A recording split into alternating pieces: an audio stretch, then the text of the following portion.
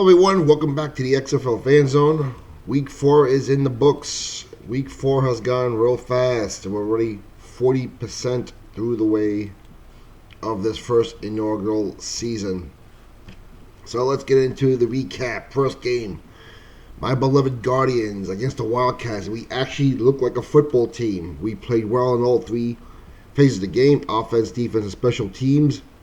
And like I told you on my live videos, if I didn't know any better, I would say that Kevin Gilbride must have had these guys practicing the whole week in the freezing cold and wearing nothing but a G-string because they came out fired up, pissed off. It wasn't a pretty win, but man, they looked like a team. The key was the offensive line. They managed to run block, they managed to pass block, and I can't help to think, was this a message to Matt McGloin also? Luis Perez started. They had a good game. He looked like the same quarterback we saw at the Birmingham Iron. A quiet, confident quarterback that's even keel, unlike Matt McGloin. You can see the guys were really playing hard for him. If McGloin gets healthy, does he come back and be a starter? I tell you, if he wins this week, if Luis Perez wins this week in Dallas, don't count on it. Luis Perez was 18 of 26 for 150 yards to one touchdown. No interceptions, 96.6 quarterback rating. It was a tough day that day. It was cold. It was windy. We had snow flurries. I can honestly say I've had the pleasure of being at the two coldest games in XFL history. Game 2 in DC against the Guardians and last Saturday against the Wildcats at MetLife. They did open the ground game for the first time. Darius Victor, 82 yards rushing. Tim Cook, 32 yards rushing. They had a total of about 122 for the game. That was the difference. LA could not run the ball. They even managed 50 yards in offense for the game. Josh Johnson, not a bad game. 25 of 40, 330 yards. Do a couple really nice touchdown passes and a couple of nice passes downfield also. Did have the one interception to Jamar Summers. Finished with a 94.8 quarterback rating. Not bad in those windy conditions in MetLife. That was like a playoff game in January at the old Giant Stadium. It was cold. It was brisk. Let me tell you something. I'm glad these fast-paced games ended under 3 hours because even the people in my section, we were ready to leave. It got real cold. Trey McBride stepped up for the injured Nelson Spruce. He had 127 yards receiving, 1 touchdown. And so did Smallwood. He had 75 yards. Josh Johnson did a heck of a job spreading the ball around. And so did Luis Perez. The only thing we missed with the Guardians is the return of Tanner Gentry, one of our receivers. He did not play. If he did play, he didn't catch a single pass. Guardians defense was tough all day. They stopped the run. They sacked Josh Johnson 3 times. Sacked him 3 times. Hit him numerous times. Constantly pressured him. Give credit to Johnson. He still had a good game. So the Guardians are now 2-2. The Wildcats are now 1-3. LA will have the late Saturday game at home this week against Tampa Bay, and New York will have the late Saturday game on the road in Dallas. Second game, which is a good game, Seattle, St. Louis. Another great crowd there. I think we had 28,500, which was only 1,000 less than their crowd last week. Jordan Ta'amu, again, 20 of 27, 264 yards, 1 touchdown. Completed 3/4 of his passes, which is amazing. 116.9 rating. What a game he had. And they didn't need much of a rushing game this week. They pretty much did everything well. Brandon Silvers, this may be the end of the line for him. He was 4-10 for 40 yards. He was benched. In came B.J. Daniels, 5 of 10, 100 yards, 1 touchdown, 1 interception. But his legs got his team an additional 84 yards rushing. That's the benefit of having someone like B.J. Daniels. There's no doubt in my mind B.J. Daniels is going to start for Seattle this week. I think Is Seattle home? No, they're on the road against Houston. So, listen, we've been patient with Brandon Silvers. I was hoping he'd do well, but 3.5 games, it's time to give B.J. Daniels a chance. And when you're going against the Roughnecks and P.J. Walker, you're going to need all the help and all the offense you can get. I think B.J. Daniels is a good matchup with P.J. Walker this week. Come to think of it, that is an excellent quarterback matchup if B.J. Daniels performs like he did last week. St. Louis is now 3-1. They are in first place in the East Division. Seattle is 1-3. And Seattle has played well in all their games. They do this much just to win a game or lose a game. They're just one of those teams.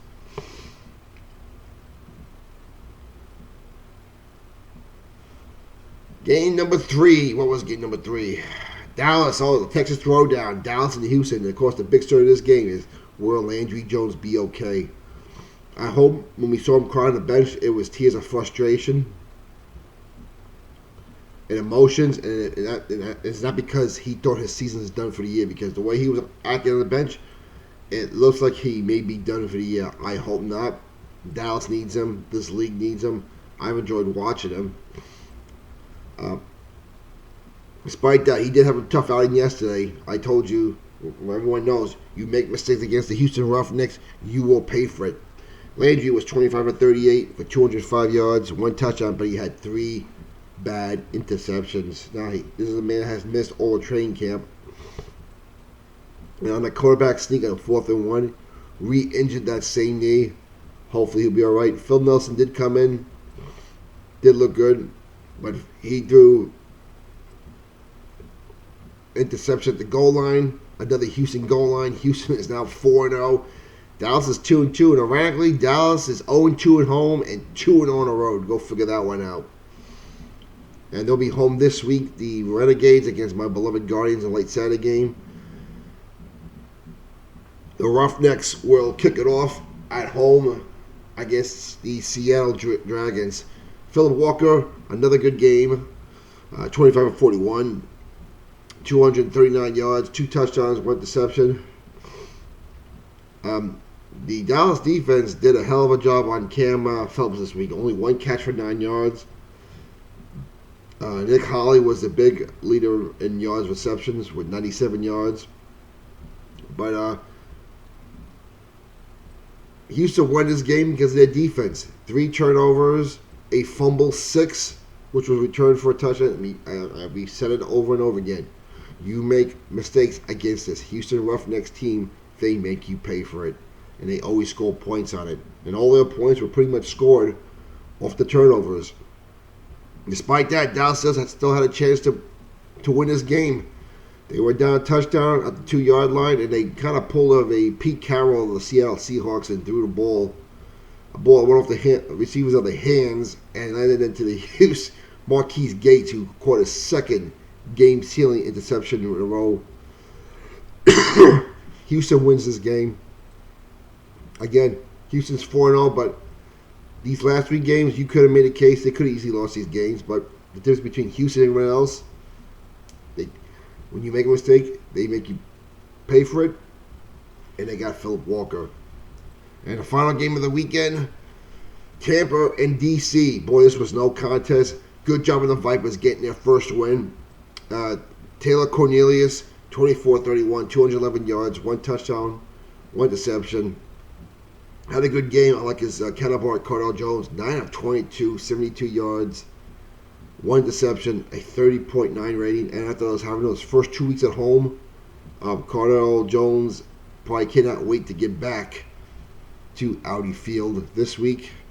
They will be home against the St. Louis Battlehawks and playing what will be for the first place lead, apparently. Don't know what's happening with DC. DC on the road is nothing like they are at home. And credit Tampa Bay Vipers, they have improved since that debacle in Week 1 and the loss in Seattle in Week 2. They have looked good the last 2 weeks. They look very good, especially on offense, giving the offensive control to Jamie Elizondo. has paid off dividends. They solved their red zone issues. Aaron Murray was back. He didn't play. He didn't have to. Taylor Cornelius did a good job. Still don't know a word about Quentin Flowers, what's going to happen with him. He did a good job spreading the ball around. 6 different receivers caught the ball. Rushing, boy, the Tampa Bay rush attack was awesome. De'Veon Smith, 122 yards, our first ever XFL 100-yard rusher. And his counterpart, Jax Patrick, also 100 yards, 108 yards. So the Vipers have the first ever 100-yard rusher. The first 200-yard rushers. They had 240 yards between those two guys alone, added 36 more yards. They had almost 300 yards rushing alone. You know, when you do that in any football league, you're going to win the game. Meanwhile, the DC defenders could not even muster up 50 yards rushing, 46 altogether between Brossette and Darnell Pumphrey. I think Tampa will be on the road this week, playing a struggling LA Wildcat team on the road. That should be an interesting game. In fact, all these games are interesting. Like I said, the talent level alone, all 8 teams are pretty much level. It's just a matter of execution. Right now, Houston is executing the best out of all teams. All right, folks, that's it for now. Let me know what you think. We'll talk to you later. And just like that, only 6 days away from Week 5.